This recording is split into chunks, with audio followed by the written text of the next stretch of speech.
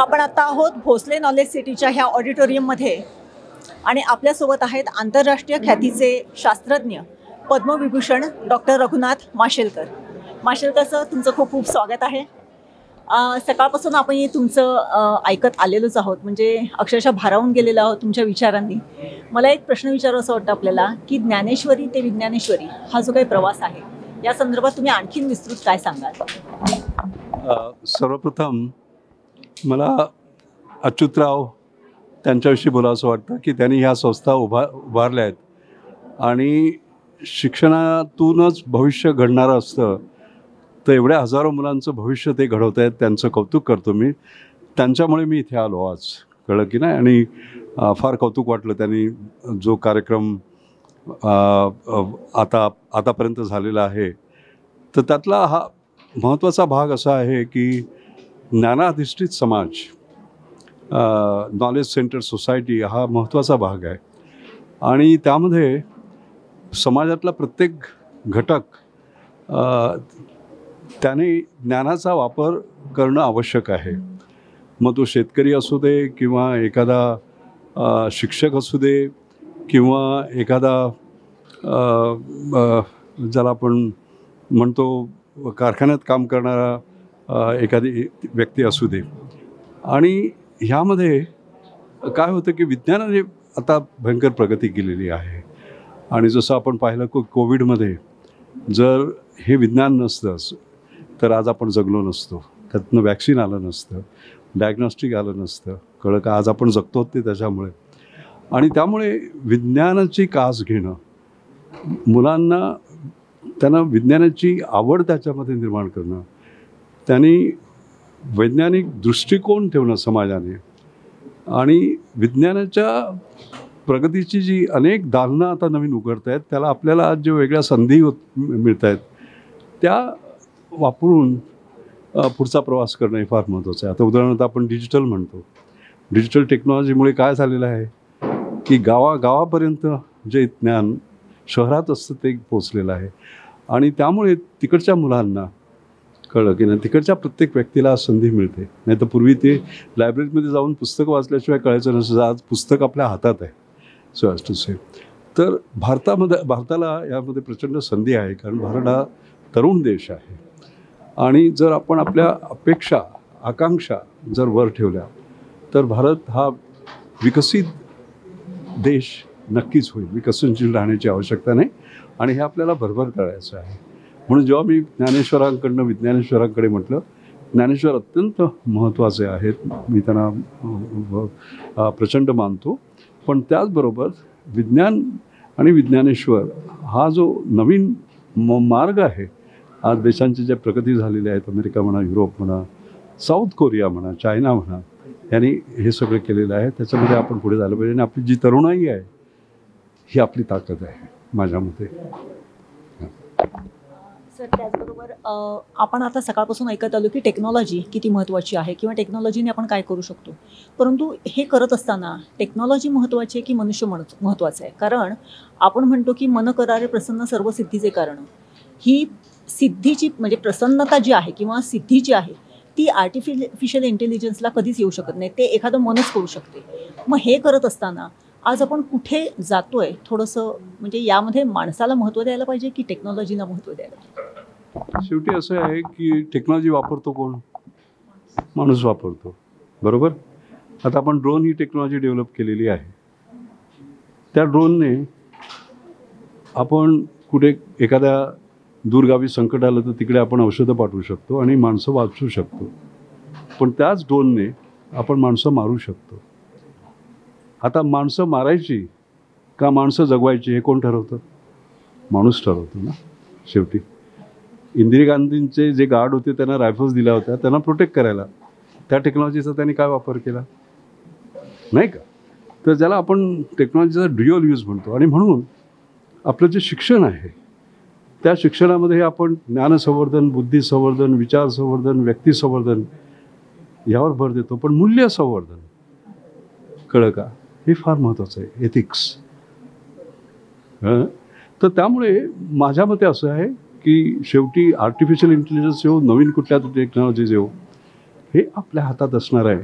की आपण त्याचा वापर कसा करायचा. ह्याच्या आधीसुद्धा टेक्नॉलॉजी आलेल्या होत्या. कम्प्युटर्स जेव्हा आले तेव्हा बँक एम्प्लॉई स्ट्राईकवर गेले होते. आज काय होतं आहे, सगळं बँकिंग आपलं जे होतं आहे ते टेक्नॉलॉजीने होतं आहे. तेव्हा नेहमी सुरुवातीला विरोध होतो. कळलं ना, ते नवीन टेक्नॉलॉजी येईल नक्कीच विरोध होणार आहे, पण त्याच्यामधनं प्रचंड फरक होईल जर आपली मनोवृत्ती अशी असेल की ज्याच्यामध्ये आपल्याला जगासाठी कळलं की नाही, चांगलं होण्यासाठी कळलं की नाही, ह्याच्यावर जर आपण भर देत गेलो प्रत्येक ठिकाणी. आणि मी आज अनेक उदाहरणं दिली ज्याच्यामध्ये खेड्यापाड्यात आपण आज या नवीन टेक्नॉलॉजीमुळे जे त्यांना 100 रुपये 1000 रुपये लागायचे तिकडे 5 रुपयात काम होतं आहे.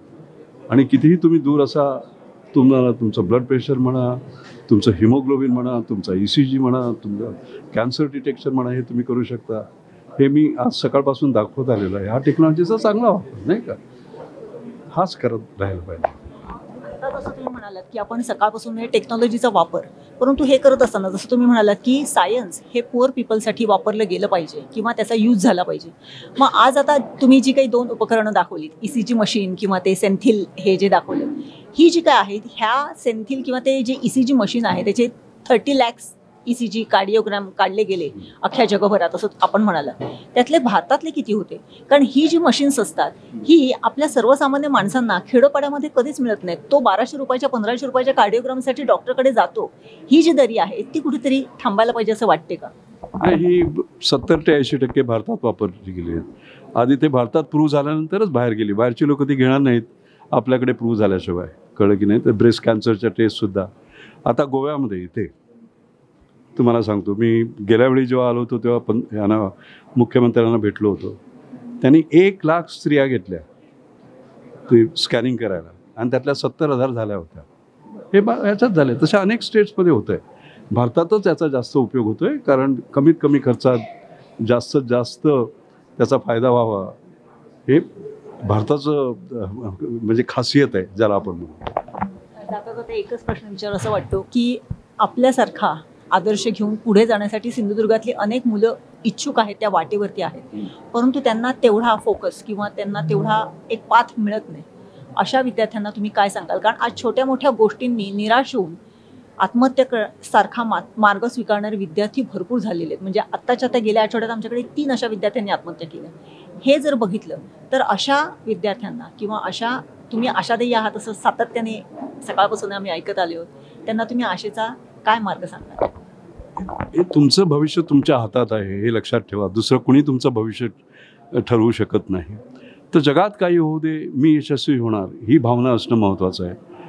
मी विद्यार्थ्यांना नेहमी 5 मंत्र माशेलकर मंत्र देतो. पहिलं म्हणजे तुमच्या आकांक्षा स्वतःविषयीच्या उच्च ठेवा. जर एव्हरेस्टवर जायचं ठरवलं तुम्ही तर कांचनगंगेपर्यंत जाल, पण कांचनगंगेवरच जायचं ठरलं तर हनुमान टेकडीपर्यंत जाऊ शकणार नाही. आणि जेवढे तुम्ही उंच आकांक्षा ठेवाल तेवढी तुम्ही वरती जाल. हा पहिला भाग. दुसरा त्यांना सांगू इच्छितो मी की हल्ली हार्डवर्क म्हणजे नाही मला तर त्यांना मी सांगतो की इन्स्टंट कॉफीसारखा इन्स्टंट सक्सेस नाही आहे. कळलं की नाही. आज मी 82 वर्ष आहे. आजचा तुम्ही कार्यक्रम पाहिला, उद्याही तसाच असणार आहे, परवाही तसाच असणार आहे. 24x7 माझं काम चालू असतं. दिवसेंदिवस, महिन्यानुमहिना, वर्षानुवर्ष, आणि ते माझ्या शेवटच्या दिवसापर्यंत चाललं आहे. कळलं का. तर हार्डवर्क, परिश्रम हे फार महत्त्वाचं आहे. तिसरा भाग, जसं मी आज सकाळी सांगत होतो, तुम्ही दारं ठोकवत राहा, ते उडवत नाहीत, स्वतःचं दार उघडा. आणि मी माझं स्वतःचं उदाहरण दिलं त्याच्यामध्ये.